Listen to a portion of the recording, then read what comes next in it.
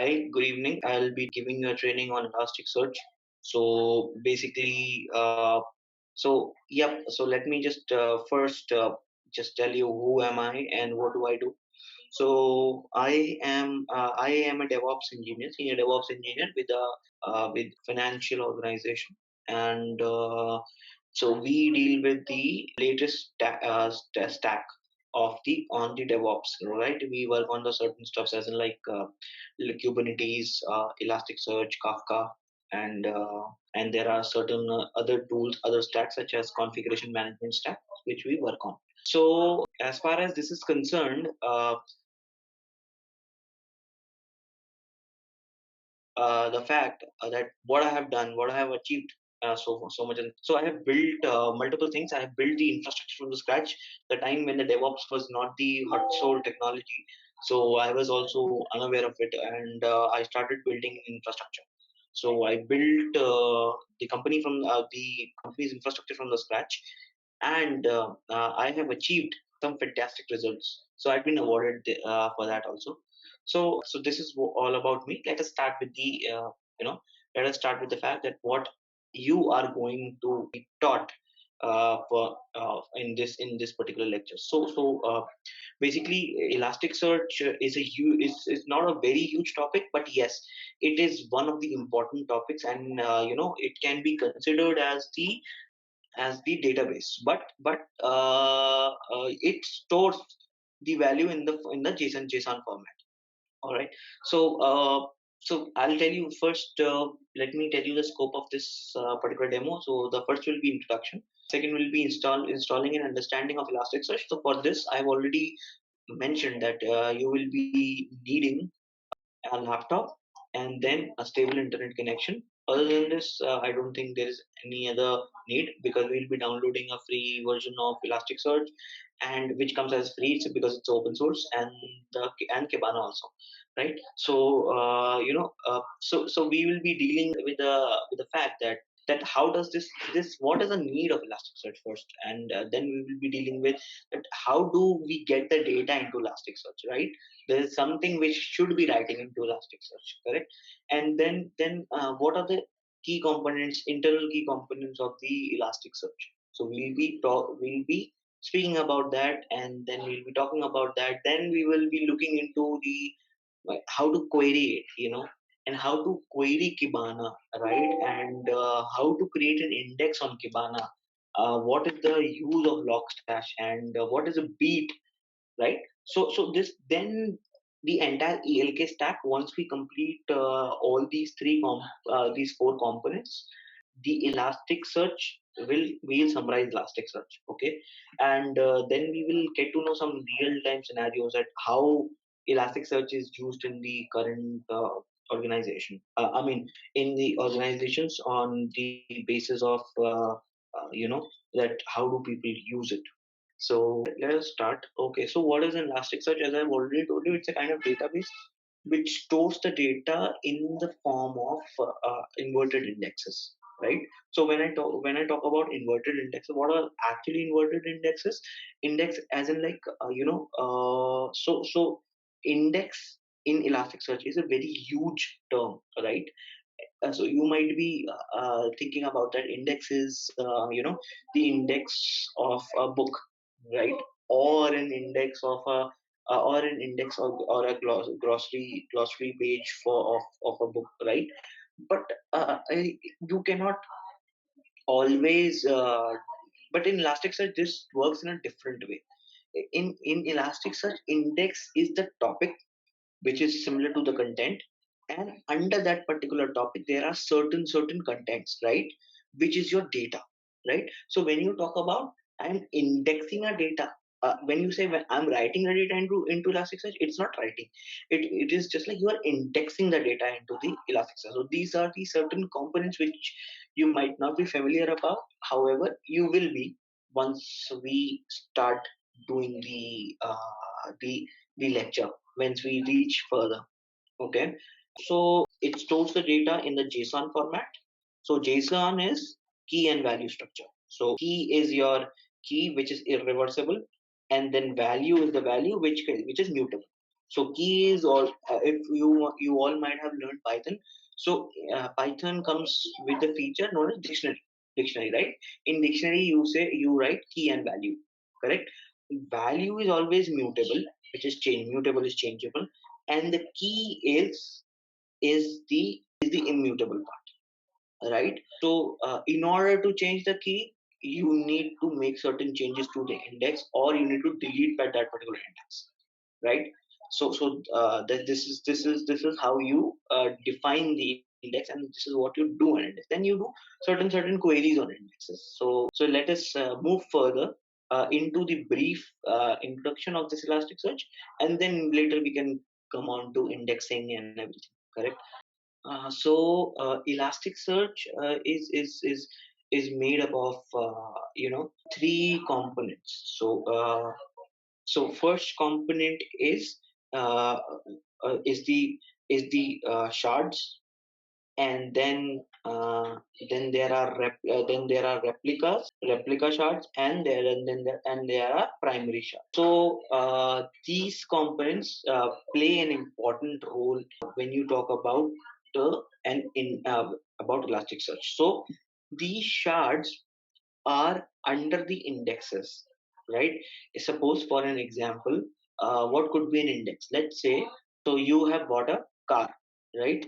Now there are multiple people who buys a car. So car here becomes the index.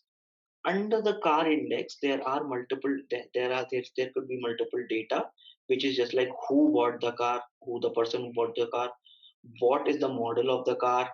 Then there is one more thing: what color of car that the person bought, and what was the value. So this car is a broader index. It's an index. Under that, you are writing the data. Those These are your documents, right? Like who, under who there could be multiple people, right? And then for the model, there could be multiple models as multiple people bought. And then color, there could be multiple colors, and the value, again, multiple values. So basically, let's say now how are the let's talk about the basic concept. How are the shards created? So when you download Elasticsearch, right, and start it up, you create, what do you do? First you create Elasticsearch nodes, right? And now once you have installed it, it will create Elasticsearch nodes. It could be a physical server, it could be a virtual server, or it could be a Kubernetes pod, depends, you know. So it tries to join a cluster if it is available, right? So let me give you an example. Let's say that you have created your own cluster with a single node. So that's the one which is being started up, right? And we have no data, right? And so therefore we need to create an index, right? Currently it's an empty cluster. So there are certain commands to create an index. So what happens when you create an index? So when you create an index, at that particular point of time, you can define how many shards you want to keep. It will be composed of. If you and let's say if you don't define the shard, it by default, the number of shards which will be created per index would be 5. It could be less than that, but it could be but it is 5 only. Okay. So let us say that under Elasticsearch there are a certain there there is an index, right? And under index there are shards. So by default the shard number is 5. It means that Elasticsearch will create 5 primary shards that will contain the data. Every time when we index a document, so remember, I told you indexing is writing. In Elasticsearch, indexing is writing. So whenever you write a document, Elasticsearch, or index a document, I would say, let me use the term which is correct, so that you don't confuse it when you are giving your interviews, right? So whenever you are using it in the real time, you should not confuse it. Every time when you index a document, what Elasticsearch will do, it will decide which primary shard is supposed to hold that particular document, and will index it there. It is dependent on Elasticsearch. It is not. So now you should understand, there are two kind of shards. One is primary shard, as I told you, and there one is replica shard. Okay.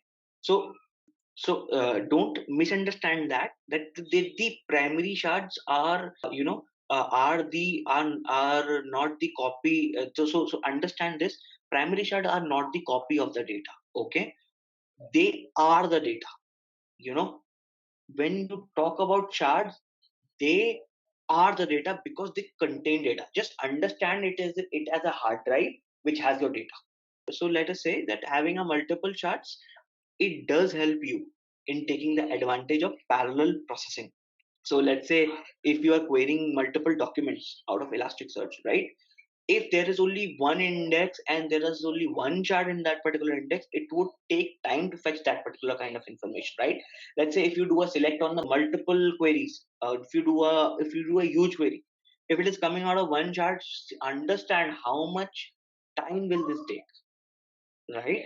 So in that particular sense, it is always advisable, and it is a good practice to have multiple charts for parallel processing in a single machine, right?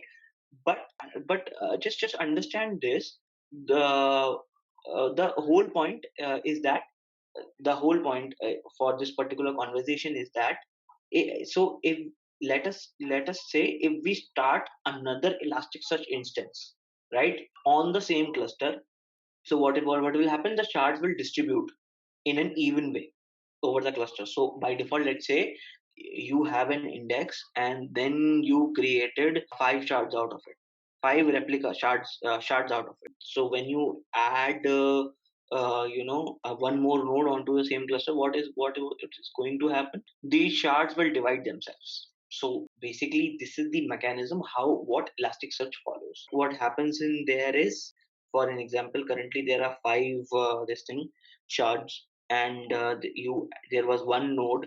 Now you add one more node, then now there are two nodes. So Elasticsearch will redistribute the shard in even fashion. Now there are five shards. How will it do it? So the first node will hold three shards, and the second node will hold two shards, or vice versa. Depends. Okay. Uh, so now, why does this happen? Actually, you might be thinking that why does it happen? It should create something else. Why it is distributing it? It's a distributed search engine, and this way it can make use of multiple nodes to manage a big amount of data. So that is why it is used. So basically, either you use Hadoop cluster to handle the big data, or you use Elasticsearch. Both are not the same things because Elasticsearch has certain limitations, which we'll talk further. And so what is the need in here is the to handle such a large amount of data, you need Elasticsearch kind of system. Let's say by default, every Elasticsearch index is composed of at least one primary shard. Since let's say there will be one primary shard, so since that will be the only place that where the data will be stored. Now just think about it, that every shard which comes, it comes at a cost, right? What is the cost of that particular thing? I'm not talking about money, but I'm talking in the terms of resources, right? So basically, let's say if you have a single node, right, and there is no foreseeable growth, only one single shard will work because it has got the data and there's no growth. Now keep querying, that's okay. So there is one more type of shard which we talked about, which is a replica shard, and by default it is one. It creates every primary shard has one replica shard. So what it does? So by default, as the replica shard name indicates, primary shard always copies its data onto a replica shard. But will that be readable? The answer is no. Replica shard, that it will contain the same data, but it will not be readable. So what happens is, these replicas, what they do is they are used to increase the search performance. And so what does it do? So the search performance, as I already told you, right? So as many replicas are there, it will be easier to search. So so it also helps in the failover also. Let's take our example back with so let's say there are five replica shards, five primary shards that you create, and it will have one replica each. So let's say five, So it will be like 1 hour, 2 hour, 3 hour, 4 hour, and 5 hour, right? And it contains the same data. So now just picturize it. That let me just show you something. Let's say we talked about primary shards. So when we talked about our example, we said that okay, there will be two nodes joining the cluster, and the primary shards will be divided. So I'll point the primary as dot. So now let's say, so then we talked about there will be one replica for each primary, right? So I'll give them the chips so that you guys are aware about the fact what I am trying to do. So just see that these are five shards, primary shards. Now, as per our principle, there should be one replica shard. There should be one replica shard. So let's create the replica shard of this. So since it has same data, so I will add a dash over it. Then number two is this. Then there is number three. Okay, similar way for number four, dash over. So understand this. So now what happens? Since since we have two replica shards, it will be allocated on the first node. They will contain exactly the same data as a primary shard. So we are seeing these example, this one, and then so the second node, whatever it will contain the copy of the first node. So we can see it here. So let's say if one of the node goes down, so then we still have this index. So there are 5 and 5. If any of these goes down, I still have my shards available. These replica shards will become a primary shards. Okay. So now how does this happen? So what happens is this. So in this particular case, the replica automatically becomes primary, and cluster will work as it used to, but it with certain degradation, not in the performance. What happens is this: these replica shards will become primary shards. So since and but remember this, since we have given number of replicas as one. So now this prime when this become primary, it will create its own replica, but now its replica is no, now the replica cannot be assigned to a certain node, right? So what happens, so it is never allocated till the node comes up, and it goes in pending, and the cluster will go in. There are states in this thing, in Elasticsearch. One is yellow, other is green, and there is red. So green means everything is okay. Okay, let's loosen the traffic. Yellow is like, cluster is in degraded state. Cluster is in degraded state. Now need to work on it. And the third is red. The cluster is in critical stage. At that this particular point of time, the searching and all that you do will not result into any results. It will give the continuous failure. So okay, let us talk about shards a little bit more, right? So here is just like the what is a shard. Let us revise it. So the shard is being distributed search server. What Elasticsearch has a concept of shards to distribute the index documents, right, across all the nodes. So basically, just understand this. An index can potentially store a large amount of. So what an index can do is this: it can potentially store a large amount of data, and can also exceed the hardware limit of a single node. Let's say my this particular node, this whole thing had 10 TBs of space. So I can store the data worth more than this. So that should not be a problem. And so that is just like, just understand the concept of subscribed and the available. Okay, I'll give you an example for this also. Let's say a single index has the 1 billion document, all right, taking 1 TB of disk space. Now, this particular does not fit the disk on a single node, or it may become a very slow, right? To but it can be accommodated, right? So once the it becomes larger, the search becomes slower, but still a document is there. So now let's say there is an index which is indexing multiple documents, right? And it's a 1 TB, and it does not fix the disk on a single node, right? So searches will become slow. Now what happens is that to solve this problem, what Elasticsearch provides is the ability to subdivide your indexes into a multiple pieces called shards. So now we are clear about the charts. We have been talking about the charts since the first this thing since the first since the first time when we started speaking. So basically, just remember this: whenever we create an index, we can simply define the number of charts. Number one, the number of charts we want, right? Documents are actually stored in charts, and the charts are located onto the nodes. But as the cluster, just you need to keep this in mind. Within, you need to listen this with an open mind.